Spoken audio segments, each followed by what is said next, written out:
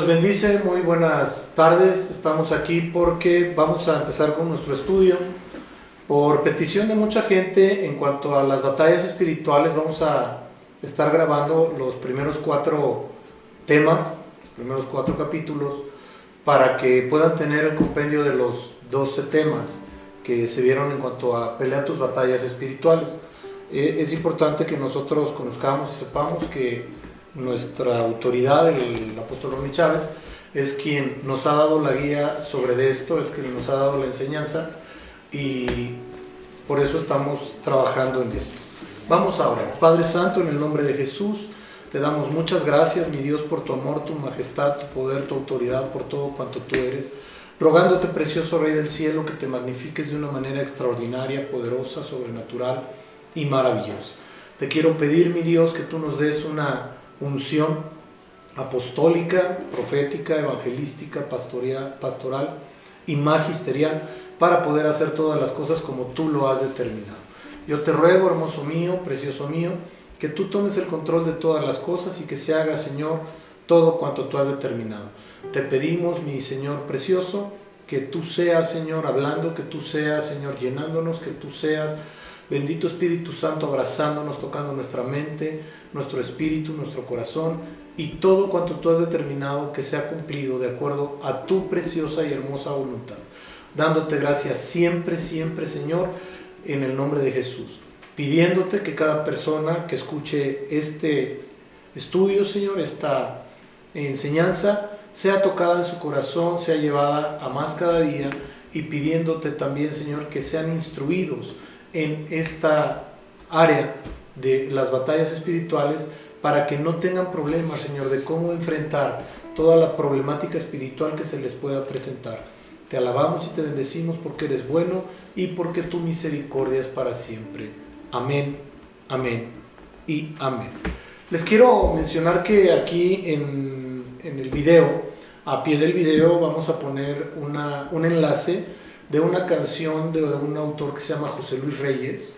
La canción se llama Alza tus ojos, y les quiero pedir que por favor la escuchen, porque la letra de esta canción nos lleva a entender algunas cosas de cómo vivimos a veces los hijos de Dios. Dios bendiga a José Luis donde quiera que esté, y es bien importante que la escuchen porque nos lleva a puntos específicos en donde a veces podemos ser engañados, y cuando nosotros entramos a la profundidad del espíritu empezamos a conocer cosas diferentes. Otra de las cosas que les quiero mencionar es que en la prédica del domingo les dije que el libro de Génesis, capítulo 26, habíamos leído, que fue con lo que iniciamos la palabra realmente, que dice: después del hambre, después hubo hambre en la tierra, además de la primera hambre que hubo en los días de Abraham, y fue Isaac a Amibelec, rey de los filisteos en Gerar. Y resulta ser que les mencioné que llegaban al punto de lo que es el ser antropófagos o caníbales, y por ahí recibí un mensaje y me dijo: ¿dónde dice eso en la Biblia? Se los voy a dar para que no haya ningún problema. El libro de Deuteronomio, capítulo 28, verso 53, dice lo siguiente. Vamos a verlo en la Biblia, capítulo Deuteronomio 28, verso 53.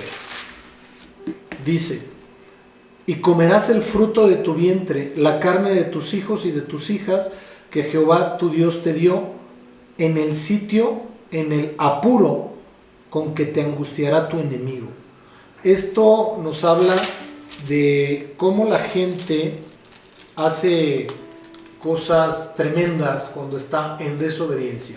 El título de ese capítulo es Bendiciones de la obediencia. Los primeros 14 versículos nos hablan de las bendiciones que Dios nos da por la obediencia, y de ahí en adelante hasta el verso 68 habla de todas las problemáticas que se van a presentar por la desobediencia.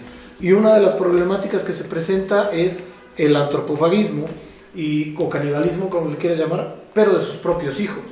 Y esto es por las necesidades que se iban a presentar en las personas desobedientes porque se apartan de Dios completamente.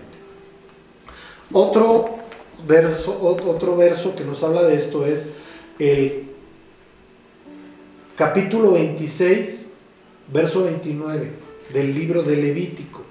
Levítico 26,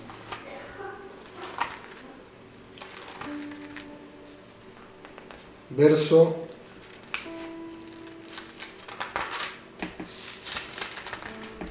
9.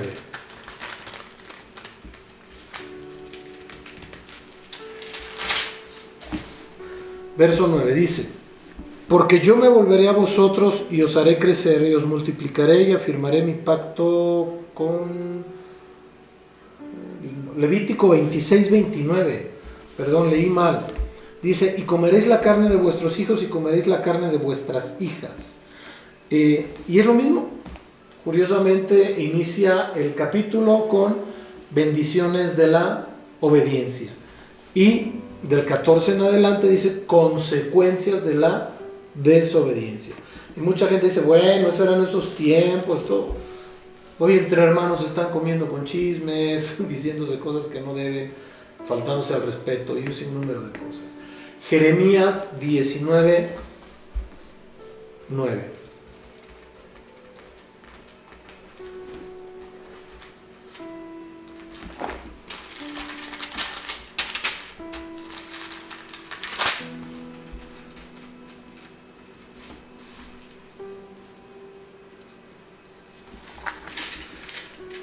Jeremías 19:9 y dice la señal de la vasija rota. Y les haré comer la carne de sus hijos y la carne de sus hijas, y cada uno comerá la carne de su amigo en el asedio y en el apuro, con que estrecharán sus enemigos, con que los estrecharán sus enemigos y los que buscan sus vidas. Entonces va a ser tiempo de angustia, tiempo de problemas fuertes. Entonces, dicho esto, quedamos en que sí hay ese tipo de situaciones aún en el pueblo de Dios, y lo peor es que se sigue dando de forma espiritual. ¿Pero por qué dice? Sí, pues el que una persona esté, como se dice coloquialmente, murmurando, volando la otra, es que se lo está comiendo, ¿no? Y es bien delicado porque si nosotros no visualizamos las consecuencias que puede tener esto, es bien complicado. El nombre de este curso es el cómo ganar nuestras batallas espirituales, cómo ganar nuestras guerras espirituales. Y se compone de 12 clases. Hemos grabado algunas, vamos a grabar las primeras 4 porque no las tenemos grabadas. Esta es la primera. Y esta primera es cómo conformar un ejército espiritual. Pero hay algunos puntos y objetivos que quiero mencionarles que se leyeron cuando se inició este curso. El primero de ellos es conocer los principios espirituales básicos para identificar si es o no es una batalla o guerra espiritual. ¿Por qué esto? Porque muchas veces la gente piensa que está en una guerra espiritual y lo que está viviendo son las consecuencias de su desobediencia, como lo acabamos de ver. Número 2, aprender a llevar a cabo una batalla o una guerra de forma adecuada, fundamentados en la palabra de Dios y no tropezar en el intento de defenderse contra el reino de las tinieblas. Hay mucha gente que se dedica a la guerra espiritual y no conoce la guerra espiritual. Es importante conocer los movimientos espirituales, cómo operan los diferentes ejércitos espirituales, cómo operan las huestes, potestades, principados, gobernadores de las tinieblas, para poder enfrentarlos, porque si no nos enfrentamos correctamente, normalmente vamos a estar perdiendo esas batallas, y es lo que le pasa a mucha gente. Y otra de las problemáticas es que cuando la gente cree que todo es guerra espiritual, se enfoca en eso y se desenfoca de cuál es el objetivo de los hijos de Dios, y a lo que nos mandó el Señor es a la gran comisión. Dentro de la gran comisión sí nos vamos a encontrar con gente que tenga problemas de posesiones probablemente, u opresiones, o malos hábitos, algunas cosas en las que sí tenga que ser liberada, pero no debemos perder de vista que nuestra gran comisión es ir y predicar el Evangelio, que se expanda el reino de Dios a través de predicar el Evangelio. no nos debemos de desviar en lo que tenemos bien puntualizado. El número 3, deberá saber identificar contra quién se enfrenta cada hijo de Dios. Primeramente se va a enfrentar con su yo, después con lo natural que vive y posteriormente con lo espiritual, sin perder de vista el paralelismo espiritual, que como es en lo natural es en lo espiritual, lo que se dice como espejo, que llama el apóstol Santiago, que nuestra vida es como un espejo, que cuando el hombre se ve y valora, si lo hace correctamente no se olvida, pero si lo hace incorrectamente se olvida de cómo era. Entonces, muchas veces, para que nosotros podamos identificar qué es lo que estamos viviendo, contra quién estamos luchando, tenemos que visualizar todo el aspecto natural que está viviendo esa persona para poder determinar el espiritual. Y bueno, esto es por revelación. Probablemente hay gente que se dedica a hacer cuestionarios, test, como ellos les llaman, y a final de cuentas eso no va a liberar a la gente, eso no lo va a liberar. Sí te da un cierto parámetro, pero también dicho de paso, a la persona que genera el test, que genera el cuestionario, le otorga una llave de control y eso no es correcto, porque quien controla es Jezabel. Entonces yo soy de la idea que si van a hacer un cuestionario está muy bien, se lo dan a la persona que va a ser liberada, que lo conteste honestamente y uno como partícipe o siervo de Dios nada más ir viéndolo, ir leyendo de qué se trata, pero ese documento tiene que estar en manos de la persona que lo hizo. ¿Por qué? Porque habla de su intimidad. Entonces no debemos darle ningún arma a Satanás para que pueda por ahí entrar algún espíritu jezabélico o de Atalía para querer controlar algunas cosas. Evitemos eso. Inciso D, deberá identificar los espíritus que normalmente atacan a su persona, a su familia, a su trabajo, el entorno o el ambiente que lo rodea y en la misma iglesia. ¿Por qué? Porque si nosotros no identificamos lo que tenemos alrededor, pues entonces no vamos a poder hacer nada. Es como el conductor que va conduciendo un vehículo o una moto, pero no se percata de todo lo que está pasando alrededor, pues va a terminar chocando. Por eso es tan importante que tengamos bien abiertos todos los sentidos espirituales. El último punto, deberá conocer cómo iniciar y desarrollar, pero sobre todo cómo terminar correctamente una batalla o una guerra espiritual. Hay gente que entra a la guerra, que entra a la batalla espiritual y la inicia y la está desarrollando, y el problema es que no la sabe terminar y vive en guerra espiritual toda su vida. Y no hay soldado que aguante años peleando. Todos los ejércitos, por poderosos que sean, mandan compañías y las retiran, mandan compañías y las retiran, porque el problema es una entidad territorial, no es una persona. ¿Por qué? Porque las personas nos cansamos, las personas tenemos esa condición de tener que descansar. Vamos a iniciar. Es cómo organizar un ejército espiritual. Se necesita organizar un equipo, un grupo de personas, primeramente que sean intercesores para llevar a cabo la batalla o la guerra espiritual, y pues hay veces que no tenemos a nadie, pero si estamos solos, como decía el apóstol Ronnie, si estamos solos, Dios y yo somos mayoría. Apóstol Ronnie, donde quiera que esté, lo bendigo grandemente, le mando un fuerte abrazo, lo amamos mucho. Entonces, sabiendo que Dios y yo somos mayoría, pues tenemos que creer con fe de que el Señor nos va a estar apoyando, que el Señor nos va a estar dirigiendo, nos va a estar bendiciendo y nos va a estar apoyando en todas las circunstancias de nuestra vida, en una oración bien dirigida, si es en grupo de personas, bien unida, con objetivos bien marcados, bien precisos. Yo no puedo estar orando en una liberación a como quiera yo o como quiera otra persona. Eso no lo podemos hacer. Tenemos que saber perfectamente los puntos por los que vamos a orar, los puntos que vamos a atacar para poder iniciar este grupo, esta unión, para organizar este ejército espiritual. ¿Qué es un ejército?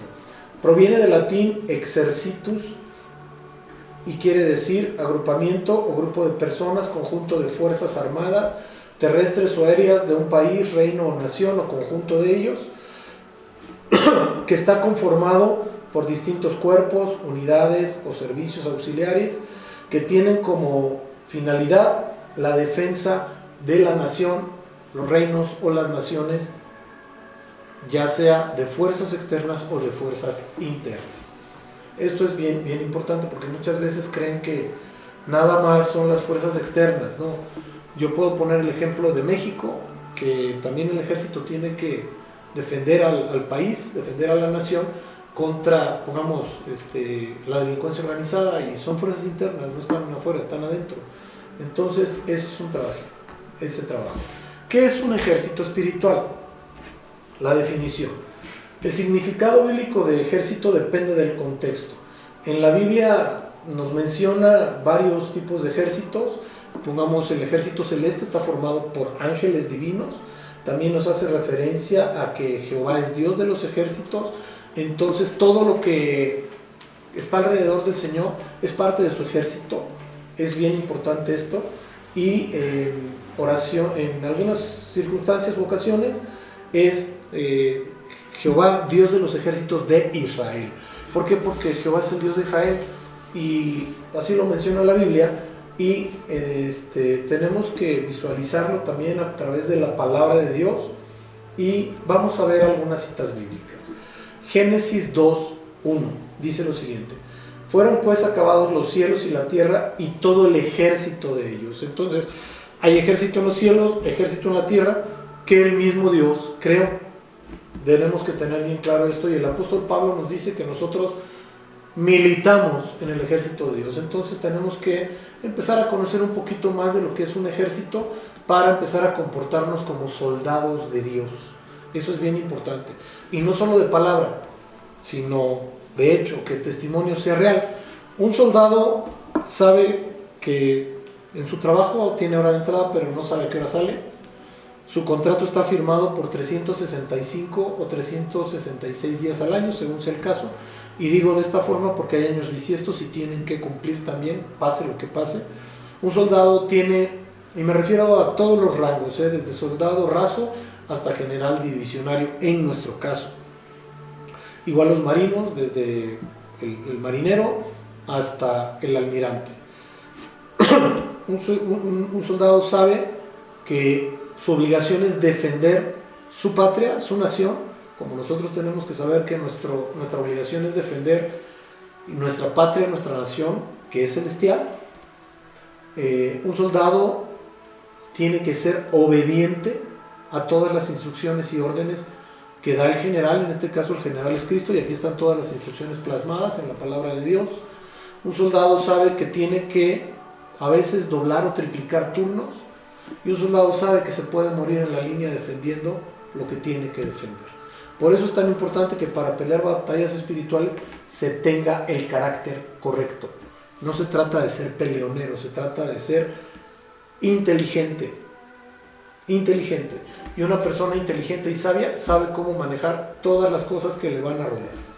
Otra cita bíblica es Génesis 21:32, que dice así: así hicieron pacto en Berseba, y se levantó Amimelec y Ficol, príncipe de su ejército, y volvieron a la tierra de los filisteos.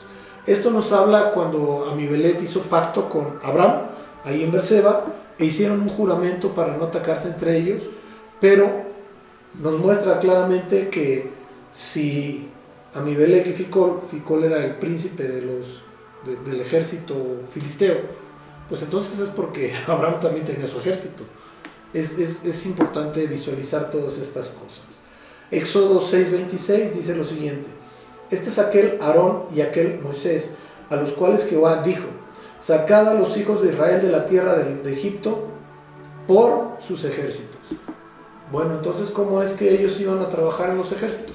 Lo que pasa es que el comandante en jefe de ese ejército era Jehová de los ejércitos, era el Yo Soy, y todos los ejércitos del Señor estaban moviendo todo lo que era necesario para poder vulnerar el ánimo de Faraón y vulnerar a los egipcios hasta que dejaran salir a su pueblo. Ahora bien, el término de Jehová de los ejércitos empieza o inicia a partir del segundo periodo de la monarquía israelita. Esto es con el rey David. pueblo de Israel tuvo una monarquía dividida en 3 periodos y cada uno de ellos duró 40 años. El primero con el rey Saúl, el segundo con el rey David y el tercero con el rey Salomón, que fue el que menos actividad bélica tuvo. El que más actividad bélica tuvo fue el segundo del rey David. Por eso es que el rey Salomón tuvo tantísimo oro y tantísima plata. ¿Por qué? Porque su padre conquistó tierras y tierras y tierras, porque Dios estaba con él, pero él sabía cómo pelear las batallas. Él conocía la estrategia para pelear las batallas. Y su estrategia era entrar a la fortaleza, aún cuando él vivía en la ciudad llamada la fortaleza. Pero el entrar a la fortaleza, vivía en la fortaleza natural, pero tenía que entrar a la fortaleza espiritual, y esto lo hacía de la siguiente manera. Buscaba al profeta en turno, fuera Samuel, fuera Natán, y le pedía que lo acompañara a la casa de Dios para rogarle a Dios su guía, rogarle a Dios su instrucción, para poder avanzar y caminar correctamente en cómo iban a lidiar esa batalla. Primera de Samuel 4:4. Y envió el pueblo a Silo, y trajeron de allá el arca del pacto, de Jehová de los ejércitos, que moraba entre los querubines.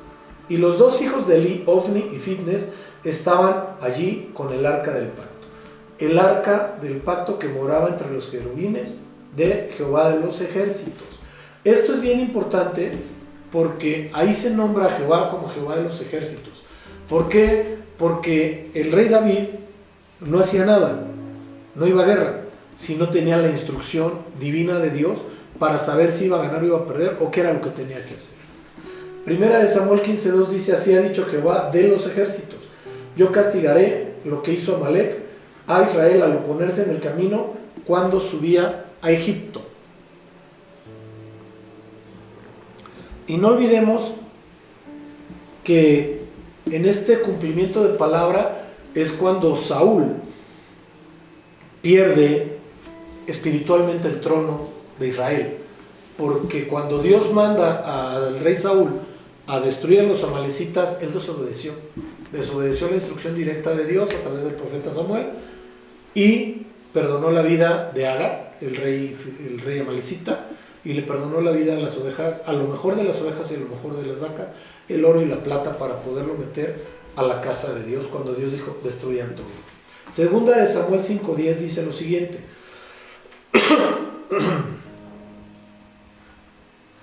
y David iba adelantado y engrandeciéndose, y Jehová de los ejércitos estaba con él. Reiteramos, Jehová de los ejércitos. Primera de Reyes 18:15 dice: y le dijo Elías: vive Jehová de los ejércitos en cuya presencia estoy, que hoy me mostraré a él. Ahí el profeta Elías estaba hablando al siervo del rey Acab, después de que había declarado la sequía y ya tenía los 3 años y medio, y es cuando iba a orar a Dios para hacer llover. Primera de Reyes 19:10. Él respondió: he sentido un vivo celo por Jehová de los ejércitos, porque los hijos de Israel han dejado tu pacto, han derribado tus altares y han matado a espada a tus profetas, y solo yo he quedado y me buscan para quitarme la vida. Aquí es bien importante que entendamos algo que quiero mencionar. Aquí el profeta Elías tuvo una confrontación directa con los profetas de Baal y Acera. Dios lo respalda, cada uno hizo su altar. Los profetas de Baal y Acera estuvieron hasta el mediodía, dice que hasta sajándose, derramando sangre en tierra, a ver si Baal les respondía. No les respondió. Él clamó y descendió fuego del cielo. Y resultó ser que de ahí la gente entendió que iban a seguir a Jehová de los ejércitos, pero el profeta les dijo: tomad a los profetas y llevadlos al arroyo para que fueran decapitados. La Biblia decía que tenían que ser apedreados por ser falsos profetas, pero los llevaron al río, al arroyo, y ahí el profeta los degolló cuando no debió de haber sido así. Por eso es que lo pudo vulnerar lo que declaró Jezabel, aparte de ser reina, porque si él no juzgo, claro está, si él hubiera hecho conforme estaba escrito en la palabra de Dios, aunque ella hubiera declarado y hubiera dicho, hubiera sido una situación bien sencilla para él, porque Jezabel declara una palabra, él declara otra, y pues Dios hace lo que hubiera hecho, más bien lo que hubiera declarado Elías sobre la vida de Jezabel, y no hubiera tenido ningún problema, aunque sí hubo alguna profecía sobre la vida de Jezabel que dijo que la comerían los perros, y así fue. Primera de Reyes 19:10 dice lo siguiente: él respondió, he sentido un vivo celo por Jehová Dios de los ejércitos, porque los hijos de Israel han dejado tu pacto, han derribado tus altares y han matado a espada a tus profetas. Solo yo he quedado y me buscan para matarme. Es lo que acabo de explicar. ¿Por qué? Porque Elías se tuvo que ir a refugiar a una cueva. Primera de Samuel 2:12 dice, porque día de Jehová de los ejércitos vendrá sobre todo soberbio y altivo, sobre todo enaltecido, y será abatido. Esto es bien importante porque nos da una visión muy clara. Acuérdense que el profeta Isaías es el profeta mesiánico por excelencia, y nos da una visión bien clara de lo que va a suceder en los últimos tiempos, y la soberbia y la altivez no van con Dios. Por eso hay que ser humildes y cooperar con Dios en todas las cosas.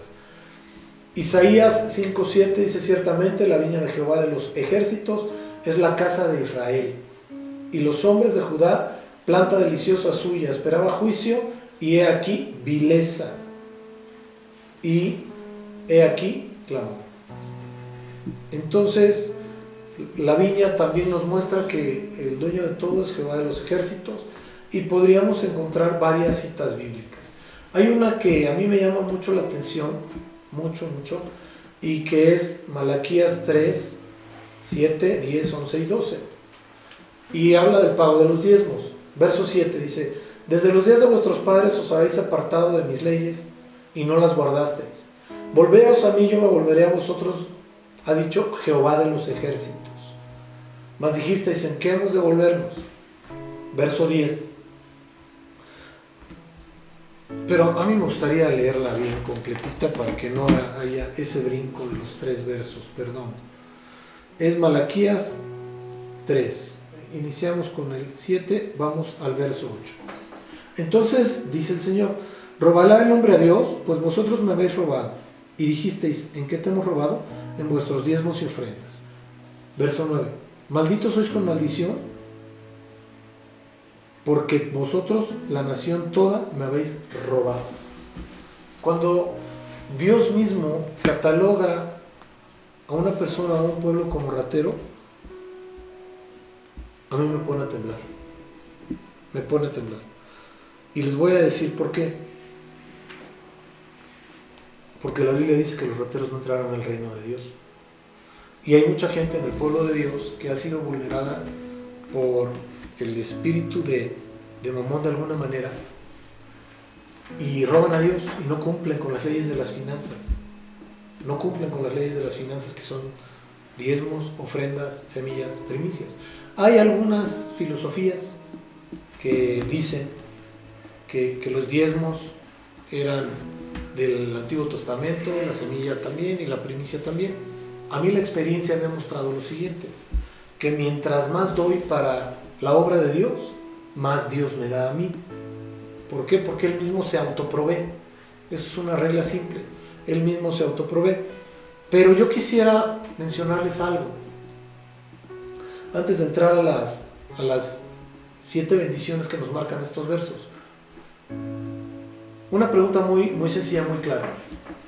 Si algunas cosas son del Antiguo Testamento y ya no están vigentes, luego entonces, ¿por qué tenemos una Biblia que tiene los 2 testamentos? Punto número 1. ¿Por qué tenemos un Dios que es eterno? Punto número 2. ¿Por qué Él habla de los ministerios desde el principio de los tiempos? Número 3. Número 4. ¿Por qué Dios constituyó apóstoles, profetas, evangelistas, pastores y maestros? ¿Y por qué Dios vincula a Hebreos 7 en este aspecto bien específico de los diezmos, hablando del sacerdote de Melquisedec, relacionándolo con Génesis 13, creo, 14, si no mal recuerdo? Porque Dios es un Dios eterno, Y entonces sus mandatos se relacionan el antiguo y el nuevo. Entonces, pues hay que cumplir con toda la ley. Así dijo el Señor Jesucristo: no he venido para abrogar la ley, sino para que la ley sea cumplida. Y lo que manejaban los judíos como ley era el Pentateuco, más los libros de los profetas y los salmos, también bien conocidos por ellos. Pero al final del día tenemos que cumplir con toda la ley. Oiga, es bien difícil, tratamos de hacerlo, pero la gracia de Dios siempre está con nosotros, ¿no? Y sí, es Génesis 14 cuando Abraham da los diezmos a Melquisedec, y es Hebreos 7, para que lo lleven de tarea a su casa y lo lean. Hebreos 7, cuando el apóstol Pablo nos habla de esto bien claramente, ¿no? Y dice: si pues la perfección fuera por el sacerdocio levítico, Hebreos 7:11, si pues la perfección fuera por el sacerdocio levítico, porque bajo él recibió el pueblo la ley, ¿qué necesidad habría de que se levantara otro sacerdote según el orden de Melquisedec y que no fue llamado según el orden de Aarón? Habla del Señor Jesucristo. Porque cambiando el sacerdocio, necesario es que haya también cambio de ley, y aquel de quien se dice esto es de la tribu de la cual nadie sirvió al altar, la tribu de Judá, porque manifiesto es que nuestro Señor vino de la tribu de Judá, de la cual nada habló Moisés tocante al sacerdocio, y esto es aún manifiesto: si a semejanza de Melquisedec se levanta un sacerdote distinto, no constituido conforme a la ley del mandamiento acerca de la descendencia, sino según el poder de una vida indestructible. Y entonces ya empieza a decirnos cómo opera esto, cómo funciona esto, y entendemos que es bien importante cumplir con todo, porque, dicho de paso, una persona que roba a Dios tiene una puerta abierta bien grande en su vida, bien grande. Y como consejo, pues el que roba a Dios, pues mejor no se meta en la guerra espiritual, de verdad no se meta, y trate de operar en santidad, porque si roban a Dios, pues por ahí les va a pegar el enemigo de cualquier forma, ¿eh? Y yo no soy de los que recojo, pido dinero, gracias a Dios yo dependo de mi trabajo secular, y creo que hay siervos que sí se dedican a eso, y muy bien que les den dinero, lo digo abiertamente, muy bien que les den dinero. Yo soy de los que siembra, soy de los que diezma, soy de los que ofrenda, de los que entrega semilla, primicia, y doy limosna también, como Cornelio, porque soy gentil. Entonces, como consejo, hay que cumplir con las leyes espirituales de las finanzas. Y ahora sí, vamos a Malaquías 3:10. Dice: traed todos los diezmos a la alfolí, hay alimento en mi casa, y probadme ahora en esto, dice Jehová de los ejércitos, si no os abriré las ventanas de los cielos y derramaré sobre vosotros bendición hasta que sobreabunde. Y reprenderé también por vosotros al devorador, y no os destruirá el fruto de la tierra, ni vuestra vida en el campo será estéril, dice Jehová de los ejércitos. Y todas las naciones os dirán: bienaventurados, porque seréis tierra deseable, dice Jehová de los ejércitos. Si nosotros cumplimos con Dios, Dios cumple con nosotros. Él es fiel siempre. Cumplimos con diezmos, cumplimos con ofrendas, vienen estas 7 bendiciones a nuestra vida. No hay vuelta de hoja. Ahora bien, el libro de Malaquías capítulo 4, verso 1 nos dice lo siguiente: porque aquí viene el día ardiente como un horno, y todos los soberbios y todos los que hacen maldad serán estopa. Aquel día que vendrá los abrazará, ha dicho Jehová de los ejércitos, y no les dejará ni raíz ni rama. Mas a vosotros, los que teméis mi nombre, nacerá el sol de justicia, en sus alas traerá salvación, saldréis y saltaréis como becerros de la manada, hollaréis a los malos, los cuales serán ceniza bajo las plantas de vuestros pies. En el día en que yo actúe, ha dicho Jehová de los ejércitos. Es importante que nosotros entendamos esto, que entendiendo la persona de nuestro Señor como Jehová de los ejércitos, Él es el que comanda la lucha, Él es el que guía la lucha, Él es el que guía la batalla. Y normalmente, si nosotros permitimos que Jehová de los ejércitos guíe nuestra batalla, pues lo que va a pasar es que una batalla que está ganada. ¿Para qué sirve un ejército espiritual? para enfrentar al adversario o enemigo espiritual, que es Satanás en sus diferentes acepciones, ¿sí? Primera de Pedro 5:8 dice lo siguiente: sed sobrios y velad, porque vuestro adversario el diablo anda como león rugiente buscando a quien devorar. Es importante esto, lo voy a leer textual. Sed sobrios y velad, porque vuestro adversario el diablo como león rugiente anda alrededor buscando a quien devorar. Es importante que lo visualicemos, que lo entendamos y lo comprendamos. Salmos 108:12. Danos socorro contra el adversario, porque vana es la ayuda del hombre.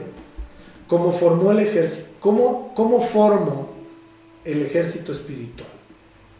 Si es espiritual la guerra, el ejército tiene que ser igualito, espiritual.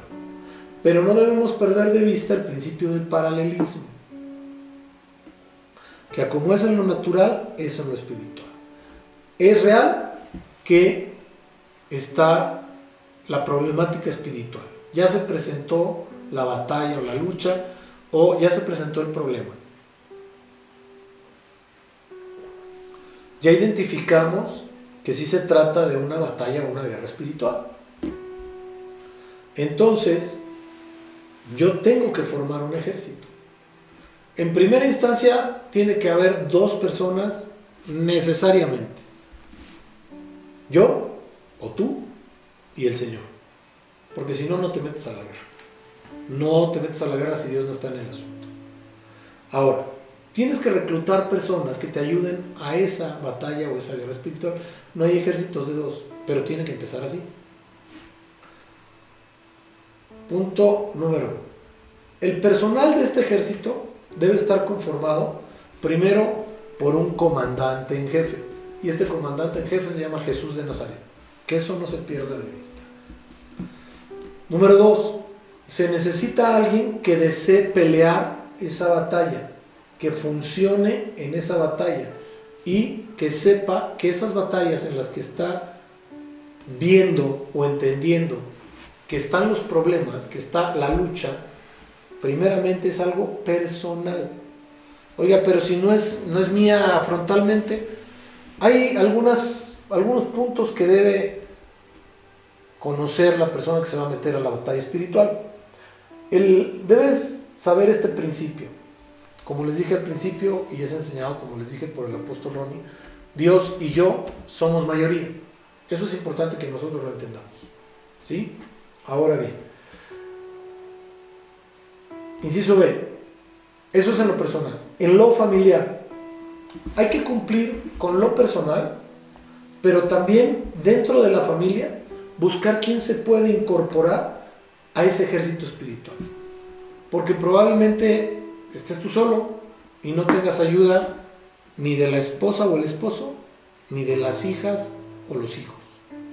Entonces tenemos que visualizar y entender claramente que si no hay nadie, Dios y yo somos mayoría, y voy a buscar a alguien que me apoye por fuera a orar para ganar esa batalla espiritual. ¿Sí?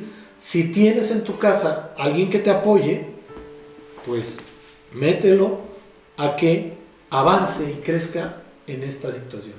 Y me podrán preguntar algunos, oiga, pero hay gente en mi casa que sí le gusta orar, pero no es cristiano. Ponlo a orar. Y la primera batalla que tienes que ganar para esa persona es que se convierta a Cristo. Eso es determinante. Hay algo que debemos saber. En muchas ocasiones te van a ayudar algunos soldados o militares, o incluso te van a llegar fuerzas especiales del cielo para que esa batalla sea ganada. Lo mismo que le pasó a Gedeón. Gedeón no tuvo que pelear. Dios peleó su batalla, ¿sí? Para poder hacer esto, tenemos que entender que nosotros, como les dije, somos soldados. Y un soldado no puede ir a la guerra en ropa de civil, sino tiene que ir vestido de militar, con la indumentaria correcta, con las armas correctas, para poder pelear esa batalla. Y entonces, necesario es que nos vayamos al libro de los Efesios, capítulo 6, verso 10, por favor. Efesios 6, 10.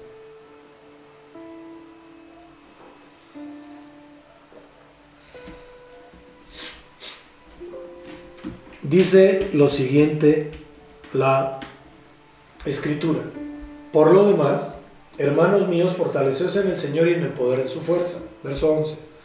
Vestidos de toda la armadura de Dios para que podáis estar firmes contra las acechanzas del diablo. Verso 12. Porque no tenemos lucha contra carne ni sangre, sino contra principados, contra potestades, contra gobernadores de las tinieblas de este siglo, contra huestes espirituales de maldad en las regiones celestes. Nos habla de 4 entidades.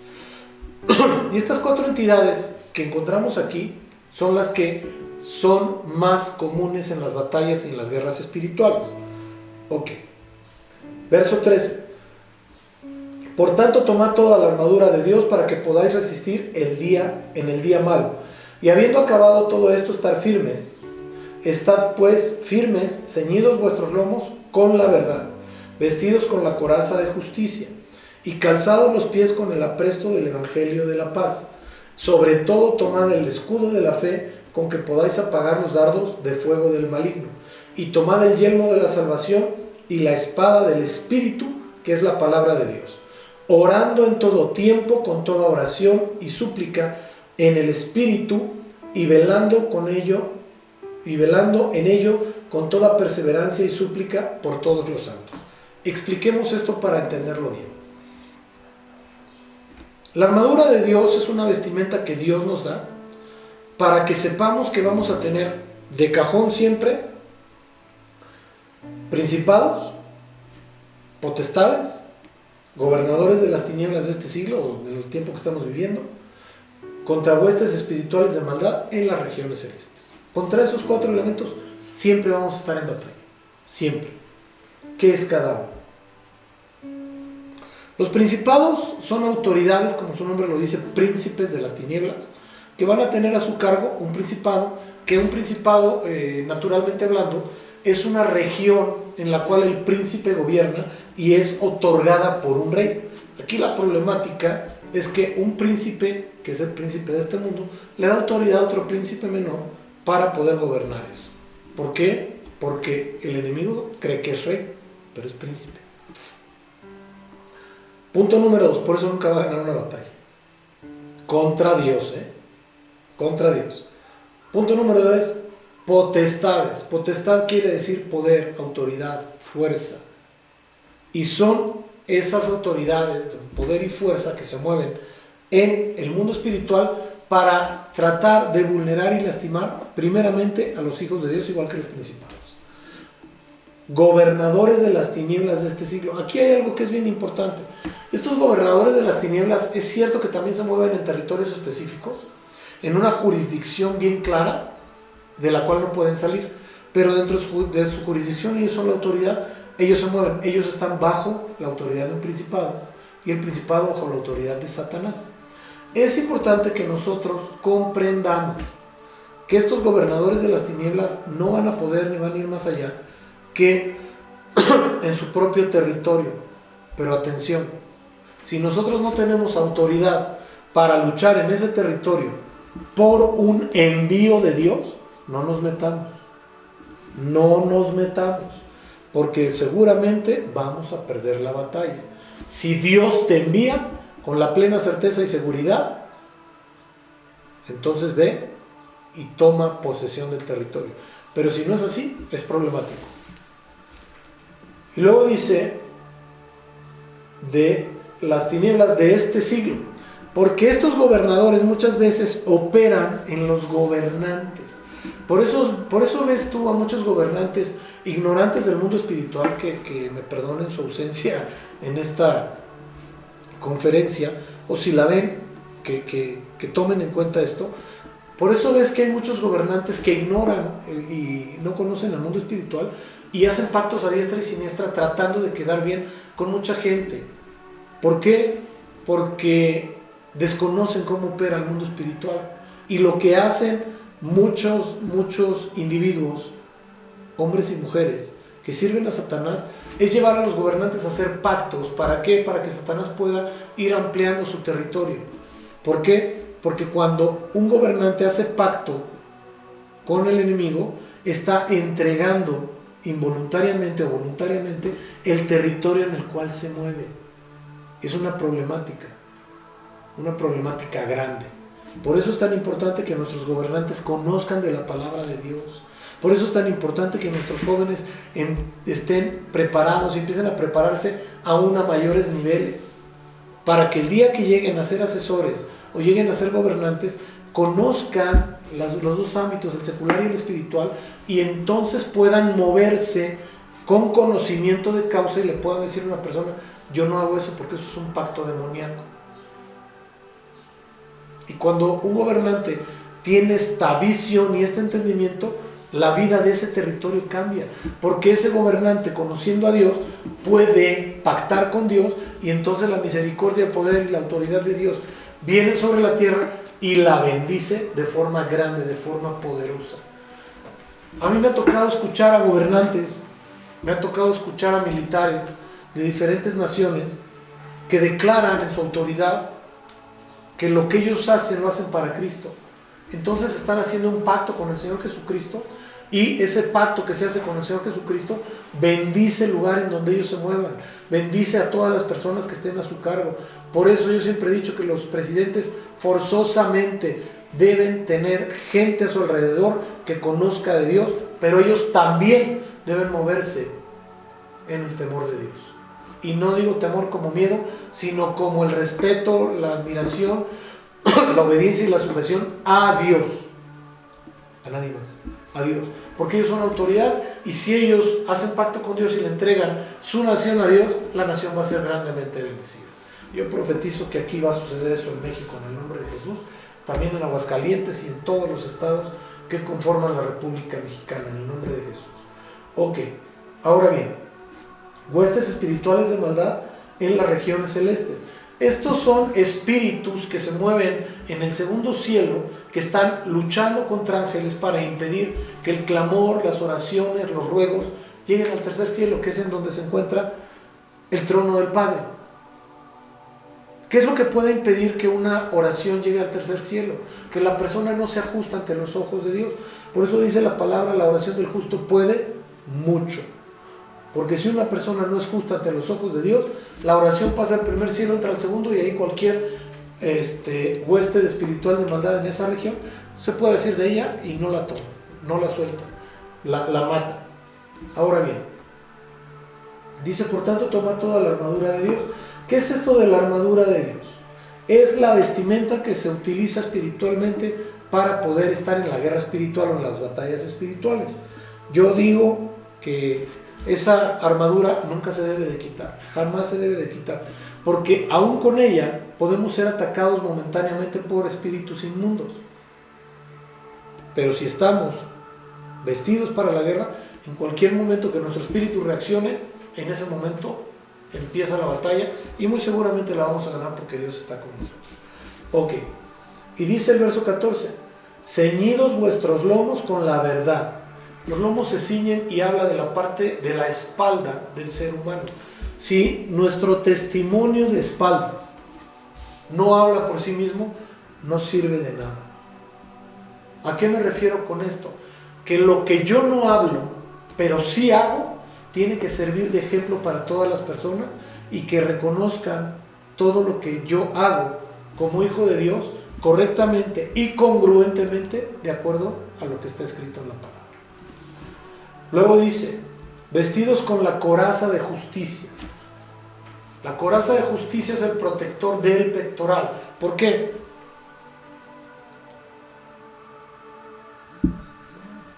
Porque si la justicia de Dios no va delante de nosotros protegiendo nuestro corazón está vulnerable para ser atacado por el enemigo, y entonces seremos injustos ante los ojos de Dios. Calzados los pies con el apresto del Evangelio de la paz. El Señor Jesús nos dio una gran comisión, y esa gran comisión es: id y hacer discípulos a todas las naciones, bautizándolos en el nombre del Padre, del Hijo y del Espíritu Santo. Si nosotros no hacemos la gran comisión, no estamos cumpliendo con lo que nos mandó a hacer el Señor Jesucristo. Por eso es que siempre cualquier persona tiene que estar haciendo esa gran comisión, y lo tiene que hacer en paz de Dios, porque cuando nosotros hacemos ese trabajo, el Señor trae paz a nuestra vida. Verso 16. Sobre todo tomad, me falta por ahí el yelmo, no, sí. Sobre todo tomad el escudo de la fe con que podáis apagar todos los dardos de fuego del maligno. Recuerda que cuando nosotros estamos haciendo el trabajo y la obra de Dios, el maligno va a estar lanzando dardos, va a estar lanzando flechas, va a estar aventando todo tipo de cosas para matarnos espiritualmente, o armas, si así lo quieres visualizar. Pero si nosotros no tenemos un buen escudo de la fe, entonces eso va a estar penetrando y nos va a estar llegando. Pero si nosotros aplicamos el principio de la sabiduría del reino de Dios, entenderemos que el principio de la sabiduría es el temor de Dios, como dice Proverbios 1. Y si el principio de la sabiduría es el temor de Dios, dice la palabra de Dios también que el ángel de Jehová acampa alrededor de los que le temen y los defiende. Entonces, aplicando la sabiduría, el temor de Dios, el Señor va a estar guardándonos y protegiéndonos y nada nos va a tocar. Es importante esta situación. Luego, tomad el yelmo de la salvación. Hay gente, yo lo digo de broma y lo platico, que una vez estaba en un congreso y se me acercó una dama y me dijo: oiga, profeta, en aquel entonces, ¿usted cree que yo sea salvo? Me le quedo viendo y le digo: yo creo que no. Y me cambió y me dijo: oiga, ¿pero por qué? Pues bien sencillo, mi hermana. Si usted, que es la que hizo su oración de fe y conoce su vida, no está segura de su salvación, yo menos. Soy profeta, no soy adivino. Líbreme Dios de ser adivino. Pero usted tiene que tener la certeza en su mente, con ese yelmo de la salvación que es un casco, de que usted es salvo, de que el Señor Jesús vive en su corazón, de que el Señor Jesús hizo una obra perfecta en la cruz por usted y también por mí, y que el Espíritu Santo que Él mandó como consolador está en nosotros, sobre nosotros y alrededor de nosotros, protegiéndonos y guiándonos a toda buena verdad. Ahora bien, dice el verso 17, tomad el yelmo de la salvación, lo que les dije, y la espada del Espíritu, que es la palabra de Dios. Yo a lo mejor puedo querer meterme a una guerra espiritual, pero si entro a una guerra espiritual y no sé qué contestar, bíblicamente hablando, el enemigo me va a hacer pedazos. Me va a hacer pedazos. ¿Por qué? El Señor Jesús, cuando fue tentado, eso fue una batalla espiritual, contestó con palabra, pero curiosamente Satanás también le habló con palabra. Entonces es importante que conozcamos la palabra de Dios, porque si no tenemos una espada bien afilada, entonces el enemigo va a tener una más afilada que nosotros. Tenemos que poner atención en esa situación. Y luego dice: orando en oración, orando en todo tiempo, con toda oración y súplica. Hay algo que se le ha olvidado al cuerpo de Cristo, y es el suplicarle a Dios, el clamarle, el rogarle a Dios que haga las cosas. A mí me ha tocado escuchar oraciones en diferentes épocas de mi vida que hasta como reclamo le dicen al Señor: Señor, tú eres bueno, tú eres santo, tú tienes que sanarlo. ¿Tienes qué? Yo entiendo que mucha gente a veces ni entiende lo que dice. Pero yo me acuerdo de lo que está escrito en el libro de la reina Esther, y dice que la reina Esther suplicó, y como le habló al rey fue y le dijo: si le pareciere al rey. Sujetó su voluntad a la voluntad del rey. Y eso es una enseñanza preciosa, porque cuando nosotros en una oración sujetamos nuestra voluntad a la voluntad del Rey de Reyes y Señor de Señores, Él hace su voluntad, y su voluntad es que todos estemos bien. Ahora bien, muchas veces nosotros podemos desear, pero Dios ya tiene marcado algo, entonces eso se va a cumplir, porque es el propósito de Dios, y nosotros normalmente desconocemos ese propósito. Y si no conocemos el propósito de Dios, ¿cómo podremos movernos o cómo podremos avanzar en este camino? Esto se relaciona perfectamente con lo escrito por el apóstol Pablo en Colosenses 2:18 al 23. Colosenses 2:18 al 23. Dice lo siguiente: nadie os prive de vuestro premio, afectando humildad y culto a los ángeles, entremetiéndose en lo que no ha visto. Ahorita que leo esto, una vez llegó a la congregación una persona que había sido católico carismático, con todo el respeto que me merece. Y empezó a hablar de angelología. Pero la Biblia nos muestra que nosotros no le debemos rendir culto a los ángeles. Apocalipsis 19:10 dice el apóstol Juan. Vamos para allá, por favor, para que no haya error.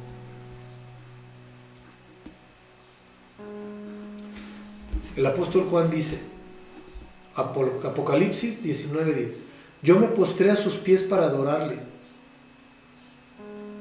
Pero el verso 9, ¿cómo empieza?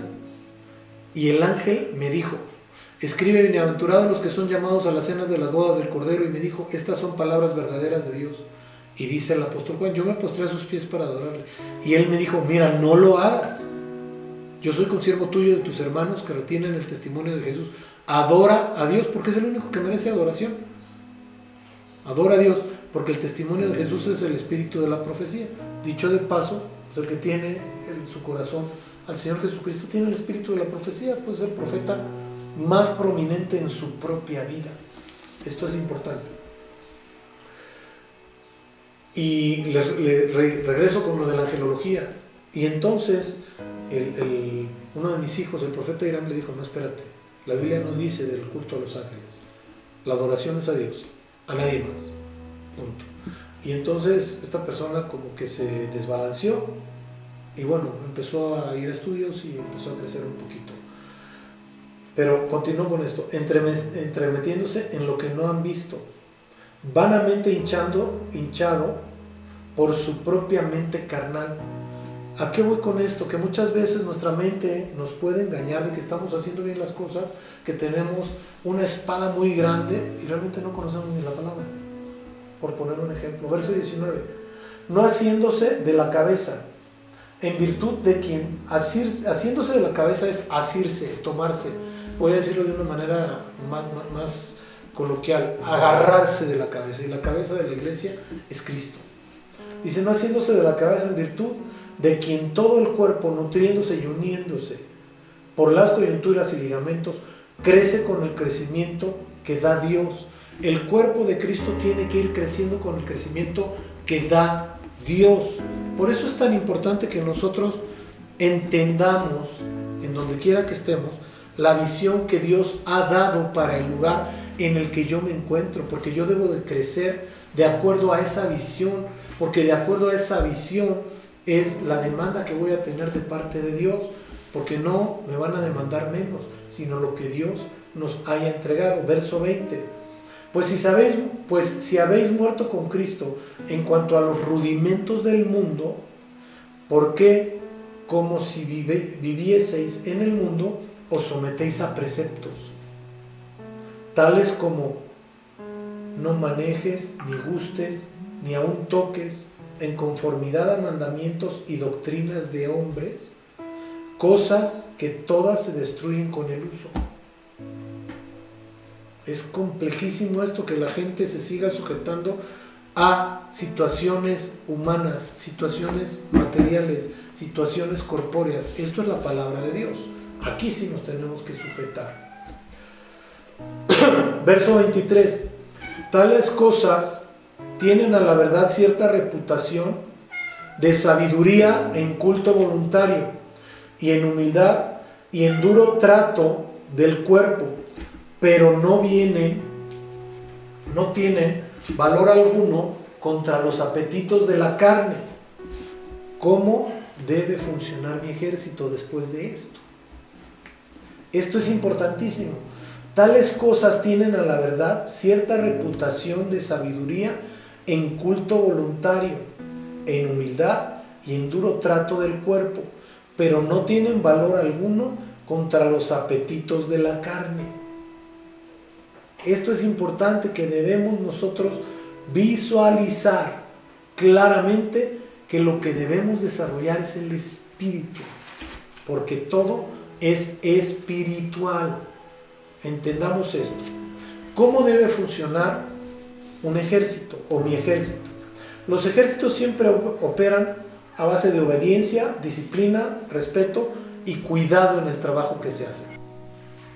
Obedecer es saber escuchar, es el proceso que inicia con escuchar y termina con la acción de subordinarse a la voluntad de una autoridad, cumplir el requerimiento o demanda, abstenerse de alguna prohibición o acatar una instrucción. Eso es obedecer.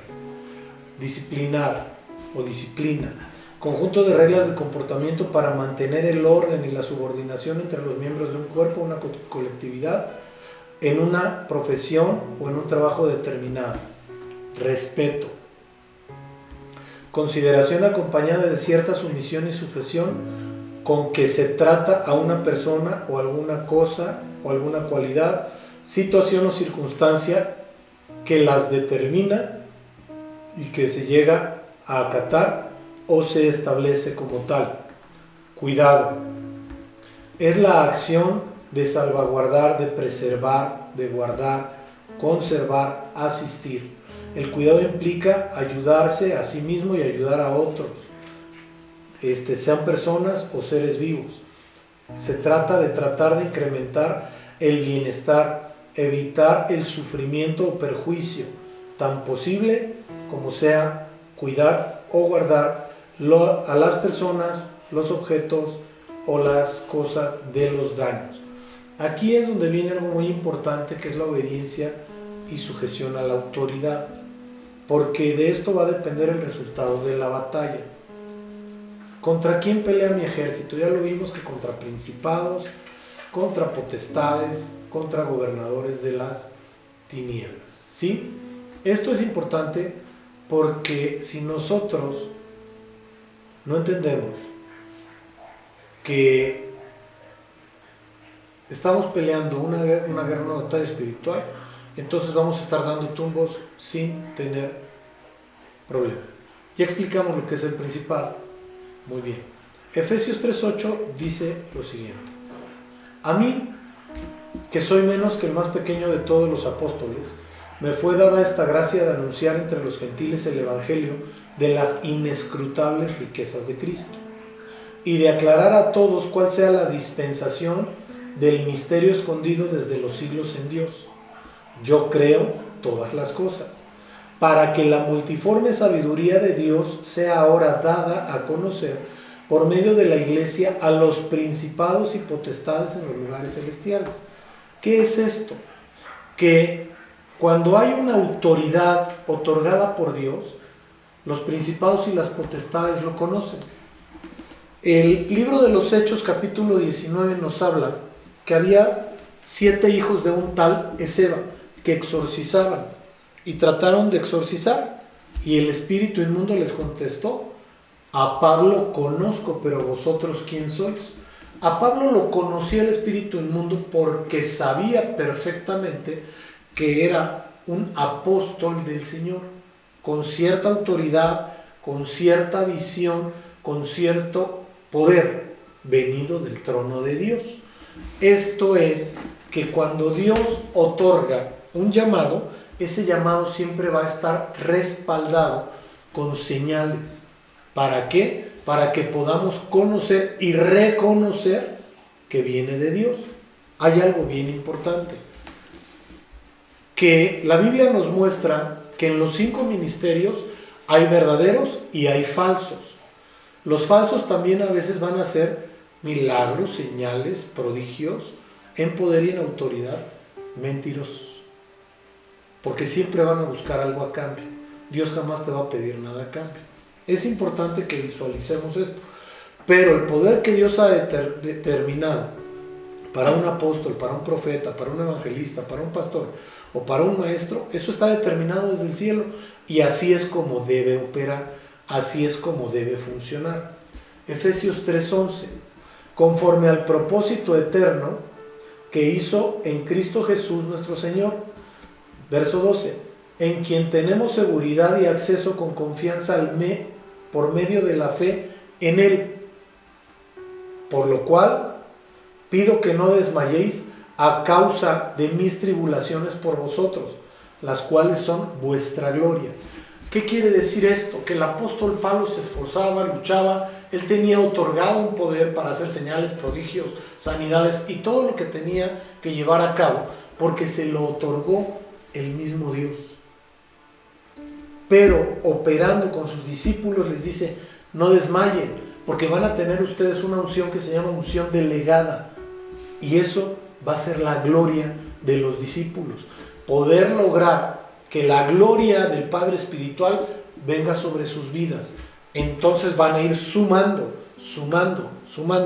pero el Señor es bien hermoso porque dice que el siervo jamás va a ser que su amo y el discípulo mayor que su maestro. Bástele al discípulo ser como su maestro, porque cuando su maestro parte a la presencia del Señor, él queda como pilar, él queda como ese fundamento que se necesita para seguir haciendo la obra de Dios. Por eso es tan importante la honra. Ahora bien, hay algo que es bien importante que debemos saber, que la idolatría se puede dar dentro y fuera del orden divino. Primera de Samuel 15:23, le dijo el profeta Samuel al rey Saúl: porque como pecado de adivinación es la rebelión, y como ídolos e idolatría la obstinación, por cuanto tú desechaste la palabra de Jehová, él también te ha desechado para que no seas rey. Y realmente él lo que hizo fue desobedecer. Y yo siempre he manifestado, porque lo he visto a través de tantos años que llevo yo caminando en estas cosas de Dios, que los desobedientes no son bendecidos. No son bendecidos. Consiguen cosas o formas o lo que ustedes quieran, gusten y manden, oposiciones por medios humanos, pero no por la bendición de Dios. Tenemos que aprender a distinguir y a discernir cuando algo viene de Dios y cuando viene del hombre, porque lo de Dios es permanente, lo del hombre termina. Gamaliel le dijo a los fariseos: dejemos a estos hombres, si es de Dios perdurará, y si no es de Dios, Dios lo terminará. Y es una realidad. Cuando algo viene de Dios, Dios sostiene. Ahora bien, ¿y por qué digo esta situación de dentro y fuera de la iglesia? El ejemplo es este que les acabo de poner. El rey Saúl era rey de Israel, del pueblo de Dios, el rey, y estaba cometiendo un pecado como de adivinación, que fue la rebelión. ¿Y que en qué consistió la rebelión? En no obedecer a la palabra de Dios tal cual se lo ordenó. Él decidió perdonarle la vida a Agag, al rey, y también perdonar lo mejor de las ovejas junto con los ganados. ¿Y por qué digo él si en la palabra de Dios dice, pero el pueblo, refiriéndose a todos los que fueron a luchar? Mi pregunta es, ¿quién es la autoridad? El rey, ¿verdad? Y él hubiera dicho, no señores, todo se destruye, punto. Pero todo se destruye. Es la orden de Dios para que seamos bendecidos, punto, se acabó. Y regresar con el profeta Samuel y decirle, se ha cumplido la palabra de Dios, todo se destruyó, y Dios mismo hubiera hablado a Samuel y le hubiera dicho, mi amado, mi hijo ha recibido esto, lo voy a bendecir de tal o cual forma. La palabra hubiera cambiado totalmente, pero no fue así. Ahora, Gálatas 5, 19 y 20 dice lo siguiente: y manifiestas son las obras de la carne, que son adulterio, fornicación, inmundicia, lascivia, idolatría, hechicerías, enemistades, pleitos, celos, iras, contiendas, disensiones, herejías. Y luego creo que dice enemistades, borracheras. Voy para allá, para acabar bien y que lo podamos ver correctamente. El verso subsecuente, que es Gálatas 5:21, y dice envidias, homicidios, borracheras, orgías y cosas semejantes a estas, acerca de las cuales os amonesto. Pero nos vuelve a manejar la idolatría, pero también dice cosas semejantes a estas. Aquí me llama mucho la atención porque el libro de Gálatas, en el libro de Gálatas el apóstol Pablo nos menciona 18 puntos específicos de las obras de la carne. Y dice la palabra de Dios que el número de la bestia es 6, 6, 6. Y 6 por 3 son 18, curiosamente. Ahora bien, otra de las cosas nos dicen Colosenses: haced morir, pues, lo terrenal en vosotros. Hacer morir lo terrenal. Y debe ser para que crezca lo espiritual. Repito el verso completo. Haced morir, pues, lo terrenal en vosotros: fornicación, impureza, pasiones desordenadas, malos deseos y avaricia, que es idolatría. Ok, entonces de acuerdo a lo que está escrito en la palabra, leyéndolo literalmente, la fornicación es idolatría, la impureza es idolatría, las pasiones desordenadas son idolatría, los malos deseos son idolatría y la avaricia también es idolatría. Esas 5 cosas no deben existir en nosotros. Vimos pues también que son las potestades. Y Efesios 3:10 nos dice lo siguiente: para que la multiforme sabiduría de Dios sea ahora dada a conocer por medio de la iglesia a los principados y potestades en las regiones celestes, lo que les explicaba hace rato. Los que tenemos que dar a conocer a las regiones celestes el poder de Dios somos los hijos de Dios, funcionando en la unción, el poder y la autoridad para vencer al reino de las tinieblas. Ok, aquí hay algo que es bien importante. Todo el mundo dice que son huestes y todas son del demonio. No, también hay huestes divinas. Éxodo 12:41 dice lo siguiente: y pasados los 430 años, en el mismo día, todas las huestes de Jehová salieron de la tierra de Egipto. Todas las huestes de Jehová salieron de la tierra de Egipto. Entonces son de Dios.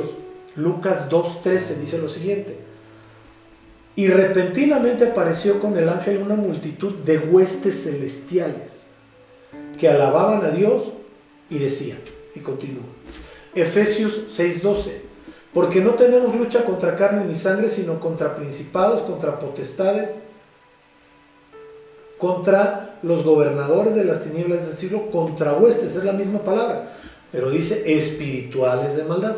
Entonces hay huestes divinas y huestes demoníacas. Tenemos que aprender a distinguir. Aquí viene otra pregunta: ¿cómo se ganan las batallas espirituales? Tenemos que identificar el tipo de batalla, el tipo de espíritus contra los que nos estamos enfrentando y qué es lo que vamos a enfrentar en dicha batalla. Si nosotros no identificamos el tipo de batalla, los espíritus y qué es lo que vamos a enfrentar en dicha batalla, nos van a hacer trizas. ¿Por qué? Porque yo no puedo ganar una lucha si no sé contra qué voy a luchar. Es importante conocerlo. Por eso todos los ejércitos tienen algo que se llama servicio de inteligencia. Las escuelas militares de guerra tienen un área que se llama inteligencia militar. Y esa inteligencia militar es para saber cómo hay que moverse y operar en las batallas. ¿Sí?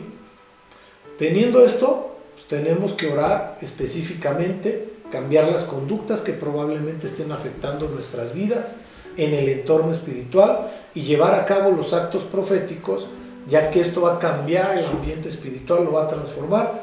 Y si nosotros llevamos a cabo un acto profético espiritual, obviamente transformará el ámbito natural. Y ese ámbito natural empieza a cambiar como razón de haber cambiado esta situación. Y mucha gente dirá, oiga, pero los actos proféticos, ¿cómo qué es eso? Son conductas y son actos que ya lo explicamos en otro estudio, que se llevan a cabo para tener el respaldo de Dios. Uno de los ejemplos más claros es que el profeta Elías, cuando tuvo el problema, por decirlo así, con los profetas de Baal y Acera, dice la escritura que él tomó 12 piedras, que las acomodó, que hizo las cosas, luego pidió que le llenaran unos cántaros de agua, 4 para ser específicos, la derramaron sobre el holocausto y eso lo pidió por 3 veces, y después ya clamó para que descendiera fuego del cielo, y descendió fuego del cielo. Pero todo lo que hizo previo a clamarle a Dios para que descendiera fuego del cielo fueron actos proféticos, y esos actos proféticos tienen que estar de continuo en nuestra vida para poder cambiar el ambiente espiritual. Ahora bien, hay una pregunta que es bien constante. ¿Voy a ganar todas las batallas? No, la respuesta es no, porque estas batallas nos van forjando. Cada proceso en cada batalla es diferente y cada batalla nos forja, porque si no logramos vencer al enemigo, el enemigo nos venció a nosotros. Y entonces tenemos que prepararnos más para cuando nos volvamos a enfrentar a ese enemigo, le ganemos. Pongo un ejemplo, una pelea de box, la pierde uno, pues viene la revancha y entonces ya puede ganar. Pero en el mundo espiritual es bien delicado. ¿Por qué? Porque en esas batallas hay personas que fallecen, porque los espíritus tratan de matarlos a toda costa y los llevan a situaciones o condiciones muy graves, muy difíciles. Y cuando la persona no está teniendo la cobertura, el respaldo, la unción, el poder y la autoridad de parte de Dios, entonces están peleando su batalla solos. Y el enemigo no es cualquier cosa. Ahora, ¿por qué digo esto? Porque es importante que nosotros entendamos que todo tiene un orden. Y quiero cerrar con esto. Que pongamos, cuando Dios le habló a David, le dijo que hiciera una distribución específica de músicos y cantores. Músicos y cantores. ¿Esto qué tiene que ver con eso? Porque parte de la batalla espiritual, parte de formar un ejército espiritual, es que las personas que van a estar dentro de ese ejército espiritual tienen que ser adoradores. Es importante. Primera de Crónicas 25, 1, 6, 7 y 8. Dice: Asimismo David y los jefes de los ejércitos se apartaron para el ministerio a los hijos de Asaf, de Emán y de Jedutum, para que profetizasen con arpas. Entonces eran profetas, salterios, címbalos, y el número de ellos, hombres idóneos para la obra de su ministerio. Fue. Y ya continúa. Verso 6 de ese mismo libro. Y todos estaban bajo la dirección de su padre en la música, en la casa de Jehová, con címbalos, salterios, arpas, para el ministerio del templo de Dios. Asaf, Jedutum y Emán estaban por disposición del rey. Por disposición del rey. Y el número de ellos con sus hermanos, instruidos en el canto para Jehová, todos los aptos, o sea que hay gente que no era apta, fue 288, y echaron suertes para servir por turnos, entrando el pequeño con el grande, lo mismo el maestro con el discípulo. Esto es bien importante que lo entendamos. Hay gente que quiere, no, es que yo quiero entrar a la guerra espiritual, yo quiero entrar a las batallas espirituales. Y mi pregunta es, si no eres apto, porque no es tu trabajo, pues no te debes meter en eso. Aunque cada uno tenemos que lidiar nuestra propia batalla espiritual, eso no tiene vuelta de hoja. Pero si no estás dispuesto, lo voy a decir tal cual, a morir por otro, no te metas a pelear guerras que no te corresponden, no te metas a pelear batallas, no te enlistes en el ejército.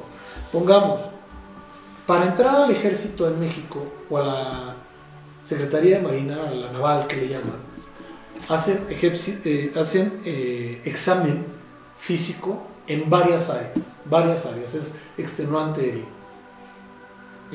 los exámenes. Y pasando eso, les hacen un examen psicométrico. Si no pasan el examen psicométrico, aunque pasen excelentemente bien el físico, no sirven, no son aptos. Y simplemente se los dicen así, no eres apto. En otros países que son bélicos, como Estados Unidos, ahí sí tratan de enlistar a todos los que se puedan. ¿Por qué? Porque muchos de los militares, muchos de los soldados van muriendo. Y entonces hay que suplir esos lugares. Pero nosotros no estamos enlistados como un país bélico. Pero por eso es que se hace esa selección, un proceso de selección minucioso para que quien entre a formar parte de las filas del ejército o de la naval sean personas aptas. Si no eres apto para estar en un ejército espiritual, no pasa nada. Tú tendrás que pelear tus propias batallas, va a haber gente que peleará sus batallas y te ayudará a pelear las tuyas, pero la aptitud para poder hacer algo también es muy importante en el orden de Dios. Pero sobre todo, la actitud. tenemos que tener actitud para poder enfrentarnos a muchas cosas. Pensemos, imagínense una persona que quiere ser parte de un ejército o de un grupo de intercesión o de un grupo de batalla o de guerra espiritual. Y llega al templo, y voy a poner personajes ficticios para que nadie se me sienta aludido. El Pato Lucas no lo saluda y se siente. O la Patita Daisy, usada por Satanás, le dice no de qué va a morir, sino hasta de qué va a nacer. Y ya no lucha la batalla espiritual, ya no pelea la guerra espiritual porque está sentido. Esa persona no sirve para eso. No sirve para eso. El carácter del guerrero es un carácter que se debe forjar a base de entrenamiento, sí, pero también de dolor. Es muy crudo decirlo, pero a base de dolor. Los mejores gladiadores que se dieron en la época del famoso circo romano se forjaban a base de dolor. Los mejores militares romanos se formaban a base de eso, a base de experiencia, de luchas. Y no se podían dar el tiempo para estar pensando en situaciones tan mínimas, en miniedades, como dicen por ahí. Su visión, bien puntual, su visión, salir adelante en la batalla, ganar la guerra y poder estar en el lugar correcto, a la hora correcta, haciendo lo correcto, siendo obedientes, siendo sujetos para que el enemigo no los pudiera vulnerar. Es bien importante que entendamos esto y bueno, con esto terminamos esta que es la primera clase, que es formar un ejército espiritual. La segunda clase, que la vamos a tener dentro de 8 días, es las bases para la oración eficaz e inteligente. Es importante que nosotros estemos orando mucho, dándole una leída, un estudio, revisando todo esto, que tomemos notas en cuanto a los estudios y que podamos ir avanzando. Vamos a orar para terminar. Padre Santo de la Gloria, en el nombre de Jesús te damos tantas gracias por tu amor, tu majestad, tu poder, tu autoridad, por todo cuanto tú eres, precioso Rey. Te pido, hermoso mío, que tú toques cada mente, cada espíritu, cada hogar, cada familia, Señor, para que este estudio haya sido de grande bendición y siga siendo de grande bendición. Te pido por todas las personas que lo escuchen, para que sean abiertos sus sentidos espirituales, para que empiecen, Señor, a formar ese ejército espiritual, para que tengan, mi Dios, el conocimiento de cómo se hace y que puedan avanzar, Señor, en las luchas y en las guerras espirituales, para que todo, Señor, cuanto ha sido determinado por tu bendito Espíritu Santo sea cumplido. Te pido que tu bendito Espíritu Santo nos cuide, nos guarde, nos bendiga, que vaya, Señor, en la noche, Padre Santo, con su columna de fuego cuidándonos y guardándonos, y en el día con la columna de nube protegiéndonos también y guardándonos en todo tiempo, momento y lugar, pidiéndote tu hermosa presencia junto a nosotros para que avancemos y crezcamos en todo cuanto hagamos en el nombre precioso de Cristo Jesús. Amén, amén y amén. Dios me los bendice, pasen una excelente tarde, les mando un abrazo como siempre, les amo mucho y cualquier duda que tengan por favor háganmela saber. Los amo mucho, los bendigo grandemente.